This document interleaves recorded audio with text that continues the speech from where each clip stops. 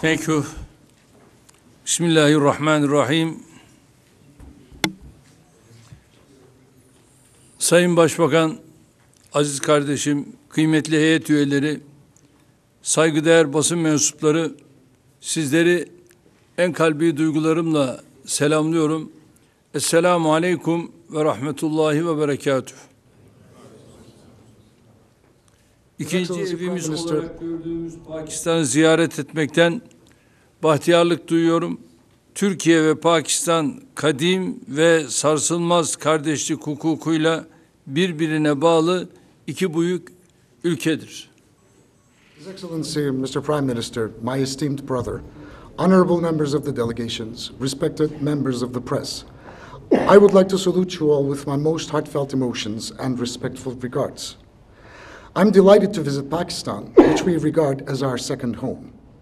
Turkey and Pakistan are two great countries bound by an ancient and unshakable brotherhood. Bu topraklarda yaşayan Müslümanların Çanakkale ve İstiklal Harbimize verdiği destek, Pakistan'ın kurucuları Kaid-i Azam Muhammed Ali Cinnah ve Allame Muhammed İkbal'in Cumhuriyetimizden ilham almaları müstesna ilişkilerimizin en çarpıcı örnekleridir. The support given by the Muslims living in this land during our Gallipoli and War of Independence, the founders of Pakistan, Quaid-e Azam, Muhammad Ali Jinnah, and Allama Muhammad Iqbal, drew inspiration from our republic and the exceptional relations that we sustained between our peoples. Sayın Cumhurbaşkanı Asıf Ali Zerdari'nin büyük dedesi Han Bahadır Hasan Ali Efendi, Peşaverli Abdurrahman Bey, Muhammed Ali ve kardeşi Mevlana Şevket Ali, bugün de rahmetle yad ettiğimiz ortak kahramanlarımızdır. The relations sustained between our peoples are striking examples of our enduring bond. I would like to mention the great-grandfather of President Asif Ali Zardari, Khan Bahadur Hasan Ali Effendi, Peshawari Abdurrahman Bey, and Muhammad Ali, and his brother Mevlana Şevket Ali are our common heroes whom we continue to honor with gratitude. Pakistan'ın milli şairi Muhammed İkbal'in Çanakkale zaferine dair mısraları hepimizin hafızalarındadır. The verses by Pakistan's national poet Muhammad Iqbal regarding the Gallipoli victory are etched in our memories.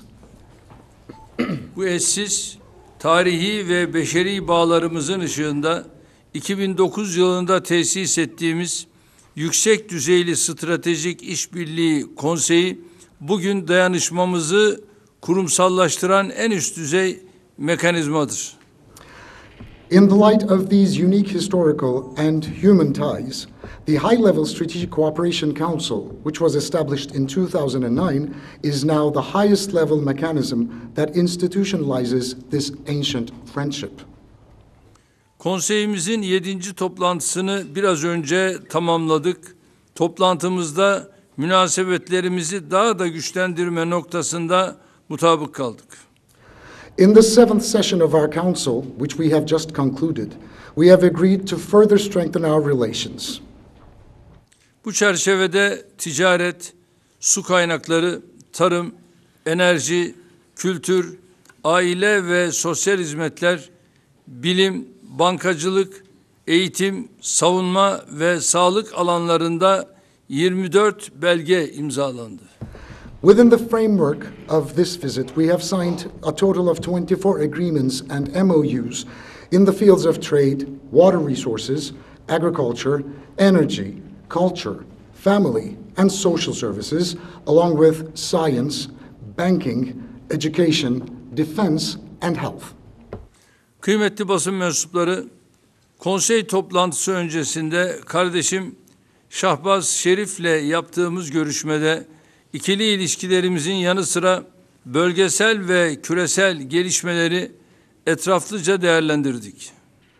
Esteemed members of the press, before the council meeting, my brother Shahbaz Sharif and I thoroughly discussed not only our bilateral relations, but also regional and global developments extensively. Cumhurbaşkanı Sayın Asıf Ali Zerdari ile birazdan yapacağımız görüşmede de ortak gündemimizde öne çıkan konuları istişare edeceğiz.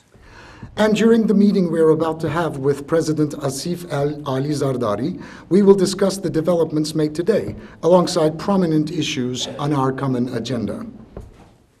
Malumunuz farklı sektörlerden iş insanlarımızın katılımıyla bir iş forumu da düzenliyoruz. And as you are aware, we are also holding a business forum with the participation of businessmen from various sectors.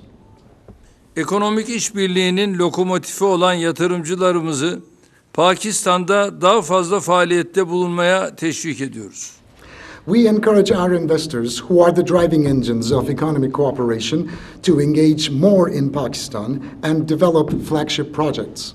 Sayın Başbakan'la ticaret hacmimizi 5 milyar dolar hedefine ulaştırmak üzere çalışmalarımızı artırmada hemfikiriz. We have agreed with Prime Minister Sharif to continue our efforts to reach a goal of $5 billion trade volume between Turkey and Pakistan. Bu amaçla ilk aşamada mevcut mal ticareti anlaşmamızın kapsamını genişletmeyi değerlendirdik. And to this end, we have considered expanding the scope of our current goods trade agreement within the first stage. Askeri diyalogumuz ve savunma sanayi işbirliğimizin ticaret ve yatırım ilişkilerimizi çarpan etkisiyle büyüttüğünü gördük. We have observed that our military dialogue and cooperation in defense industries have grown our trade and investment relations exponentially. Tedarik, satış ve ortak üretim dahil olmak üzere Pakistan'la yürüttüğümüz projeleri ilerletme irademizi teyit ettik. We have reaffirmed our determination to advance the projects and potential areas of cooperation with Pakistan, including procurement, sales, and joint manufacturing. Değerli basın mensupları, Türkiye ve Pakistan arasındaki müstesna ilişkilerin bir diğer göstergesi de en zor zamanlardaki dayanışmamızdır. Valuable members of the press, a clear indication of the extraordinary relationship between Turkey and Pakistan is how both peoples stood by each other during difficult times. Asrın felaketi olarak andığımız 6 Şubat depremlerinin hemen akabinde Başbakan Şahbaz Şerif deprem bölgesini ziyaret eden ilk lider oldu. After the disaster of the century, which was an earthquake that took place on the 6th of February, Prime Minister Shahbaz Sharif became the first leader to visit the affected region in Turkey. Cumhurbaşkanından sokaktaki vatandaşa kadar her düzeyde sunulan taziye ve destek mesajları Pakistanlı kardeşlerimizin milletimizle gönül bağının en halisane örnekleriydi. The messages of condolences and support from the President to the citizen on the street were the purest examples of our deeply heartfelt bond between our two peoples. Hiçbir zaman unutmayacağımız bu dayanışma için Pakistan halkına bir kez daha en kalbi şükranlarımı sunuyorum. I would like to once again extend my deepest gratitude to the people of Pakistan for their unparalleled solidarity that we shall never forget. Pakistan'ın terörle ve bölgesel istikrara yönelik tehditlerle mücadelesindeki büyük fedakarlıklarını takdir ediyoruz. We appreciate Pakistan's great sacrifices in its fight against terrorism and regional stability threats. Terörün her türlüsüyle mücadelesinde Pakistan'a olan desteğimizi tekrar vurguluyoruz. We would like to re-emphasize our unconditional support to Pakistan in its fight against all forms of terrorism. Pakistan'da yaşanan terör saldırılarında şehit düşen askerler ile hayatını kaybeden Pakistanlı kardeşlerimize Allah'tan rahmet, yaralılara acil şifalar diliyorum. We express our condolences to the heroic soldiers martyred in terrorist attacks in Pakistan and to the Pakistani citizens who have lost their lives. I pray for an expeditious recovery for the wounded and I pray mercy for the martyrs. Biz de YPG, PKK, DAEŞ ve FETÖ dahil ediyoruz. We have also felt Pakistan's strong support in our fight against terrorism, including terrorist organizations such as YPG, PKK, ISIS, and FETÖ. FETÖ'nün Pakistan'da terör örgütü olarak ilanı gibi bu örgüte ait okulların Maarif Vakfı'na devredilmesi terörle mücadelede ortak kararlılığımızın en anlamlı çıktılarıdır. The designation of FETÖ as a terrorist organization in Pakistan and the transfer of its schools to the Turkish Maarif Foundation are among the most meaningful outcomes of our joint determination in the fight against terrorism. Türkiye bursları, Yunus Emre Enstitümüz ve Maarif Vakfımız vasıtasıyla ülkelerimiz arasındaki dostluğun genç kuşaklarımıza aktarılması için çabalarımızı sürdüreceğiz. Through Turkey scholarships, the Yunus Emre Institute and the Maarif Foundation, we will continue to work hard to pass on the friendship and solidarity between our countries to the younger generations. Devletimiz ve milletimiz dün olduğu gibi bugün de Keşmirli kardeşlerimizle dayanışma içindedir. Our state and our nation, as it were in the past, stand in solidarity with our Kashmiri brothers today. Türkiye olarak Keşmir sorununun diyalog yoluyla Birleşmiş Milletler kararları temelinde ve Keşmirli kardeşlerimizin beklentileri gözetilerek çözülmesine olan desteğimiz bakidir. As Turkey, we will continue our firm support for the resolution of the Kashmiri issue through dialogue, based on relevant UN resolutions, while keeping in mind the expectations of the Kashmiri people. Pakistan'ın Kıbrıs Türk'ünün haklı davasına olan desteği bizim için son derece anlamlıdır. Pakistan's support for the rightful cause of the Turkish Cypriots is of great significance to us. Pakistan'ın Filistin meselesindeki dirayetli duruşunu da takdirle karşıladığımızı özellikle belirtmek isterim. And I cannot fail to mention especially Pakistan's unwavering stance on the Palestinian issue. Pakistan'la gerek Birleşmiş Milletler, gerek İslam İşbirliği Teşkilatı ve diğer platformlarda Filistinli kardeşlerimizin haklı davalarına gereken desteği vermenin gayretindeyiz. In recent times, we have made every effort possible alongside Pakistan at the UN, the OIC, and other international platforms to provide the necessary support for the legitimate rights of our Palestinian brothers. Bilhassa Gazze'li kardeşlerimizi vatanlarından koparma gibi hukuk ve vicdan dışı tekliflerin olduğu bir dönemde bu kararlı tavrımızı güçlendirmemiz gerektiğine inanıyoruz. And I believe this is a ninth time that we strengthen our cooperation and our stance, especially while we are going through a time where illegitimate calls and non-conscientious projects are being developed against our Gazan brothers and Palestinian brothers and sisters. 1967 sınırları temelinde başkenti Doğu Kudüs olan coğrafi bütünlüğe sahip bağımsız ve egemen Filistin devleti tesis edilmesi için sabırla mücadele edeceğiz.